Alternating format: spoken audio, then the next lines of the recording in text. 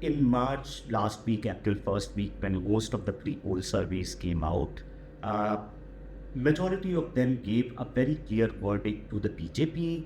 BJP winning somewhere around 320 seats with 40% odd vote share. What has surprised me now is that we had not expected that in the run-up to campaign, elections would become that much competitive and tighter. And some of the narratives on which our opposition is campaigning, they will gain momentum. Whether that momentum is there on the ground or not, but at least in all media chatter, we hear talks about some of those campaign narratives.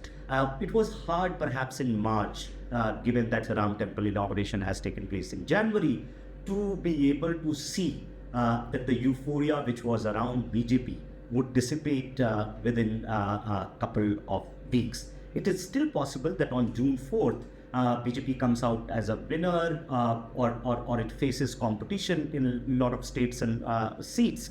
But the campaign, and which is also tells us something about something about electoral politics in India, that elections are ex ante very, very competitive.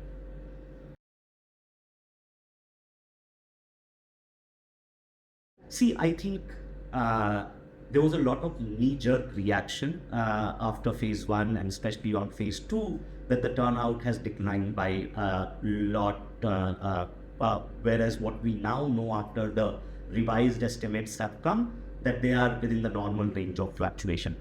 What I would like to say is that, we had a turnout increase between 2009 and 14 and 14 and 19. So it was likely that in 2024, either turnout would stagnate or would decline by a few points. I think there is that what is happening in the later phases of 4th, 5th and 6th. We have seen that the turnout gap is between 2019 and 2024 is minimal. So I think on that count, now there is a lesser of controversy. What I think definitely, because Election Commission took a lot of time in releasing the electors and voters data of first phase for sure, and in the second phase, that created room for all kinds of conversations as I speak.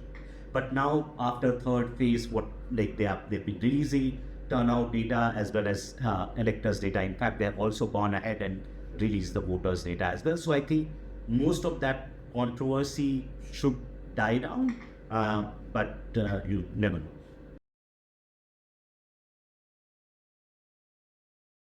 I think this has been in making for some time.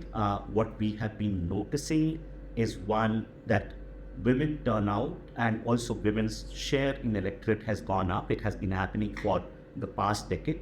What has been new in last few years is that women have been voting for different parties in different states.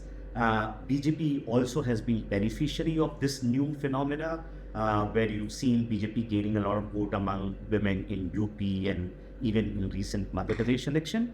What I would definitely like to see on June 4th, whether women voted differently. But more than that, I think we are making a mistake here. We are clubbing women into one monolith category again, right?